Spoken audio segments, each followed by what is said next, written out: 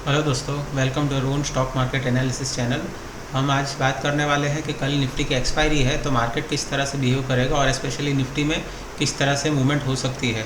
Let's focus on the chart. कल मैंने जो आपको बताया था कि निफ्टी में हैंगिंग मैन पैटर्न बनी थी, लेकिन वो उसके जो क्राइटेरिया होते हैं वो आज फिलफिल नहीं हुए। और मैंने आपको बताया था कि अगर आज का high means this red candle का जो हैमर थी उसकी हाई निकल जाएगी तो मार्केट फिर से पॉजिटिव हो जाएगा।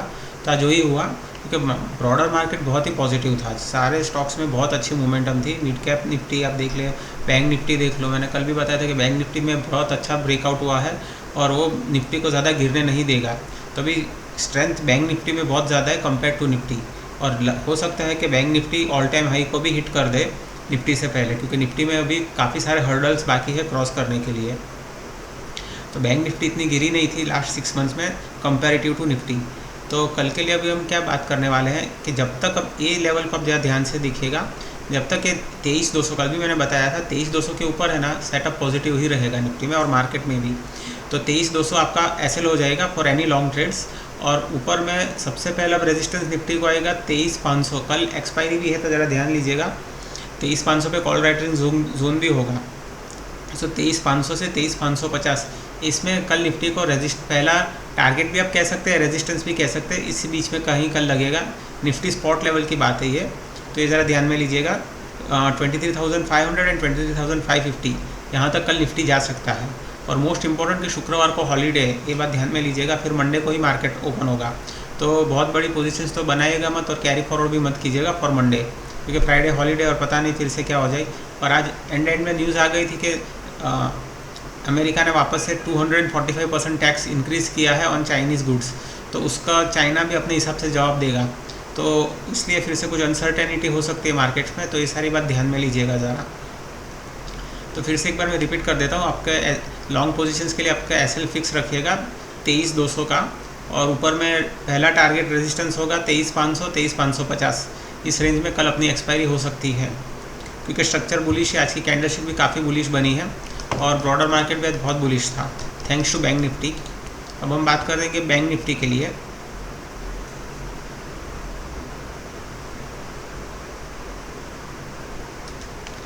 ये देखिए दोस्तों, ये बैंक निफ्टी का चार्ट है। बैंक निफ्टी में आज 738 पॉइंट्स की तेज़ी, 1.5% की ऑलमोस्ट हमें तेज़ी देखने को मिली है। और इसने सिंगल हैंडेडली मार्केट को आज स्ट्रेंथ दिखाई थी। सारे बैंकिंग काउंटर्स का आप देख लेना, स्पेशली प्राइवेट सेक्टर बैंक्स में बहुत अच्छी तेज़ी हुई थी आज कुछ स्टॉक्स में। और ये अब कल इसमें पहला रेजिस्टेंस तो क्या होगा बैंक निफ्टी में कि इसका स्ट्रक्चर काफ़ी पॉजिटिव है। तो कल जाते हुए 53,700 के तक ये अपना अटैम्प्ट कर सकता है बैंक निफ्टी। और इसका ऑल टाइम हाई है ऑलमोस्ट 54,300।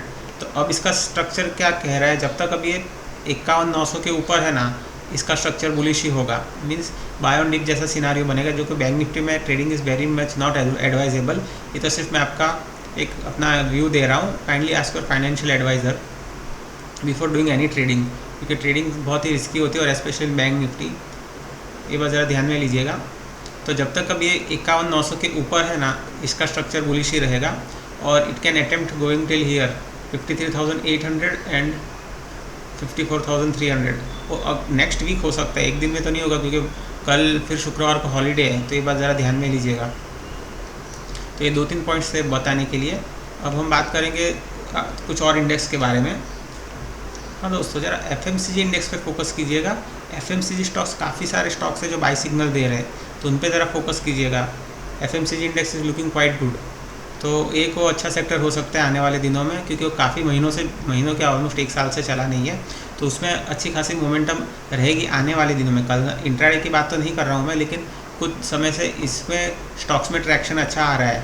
आज भी कुछ पेन स्टॉक्स बहुत अच्छे चल रहे थे, तो उनको ज़रा फोकस में लीजिएगा। मेटल में भी एक पुल बैक रैली बन रही है, तो focus on metal stocks also.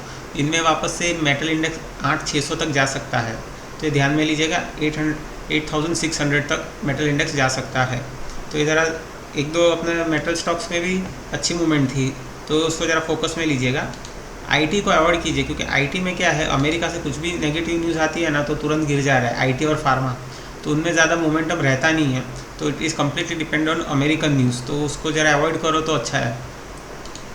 आज काफ़ी सारे बड़े स्टॉक्स के रिजल्ट्स आने वाले, that is angel one, Wipro फिर वारी एनर्जीज, तो ये ज़रा फोकस में लीजिएगा। किस तरह से रिजल्ट्स आएंगे उस तरह से मार्केट का मूड बिहेवियर चेंज होगा। तो आप अपने फाइनेंशियल एडवाइजर ज़रूर से कंसल्ट कर लीजिएगा इन स्टॉक से जो भी हमने बात की है उनके बारे में। बस दोस्तों, तो यही था आज का एनालिसिस। तो ज़रूर से देखिएगा मेरे वीडियोस और होप कि आपको बेनिफिशियल रहेंगे for your trading purpose. Thank you very much.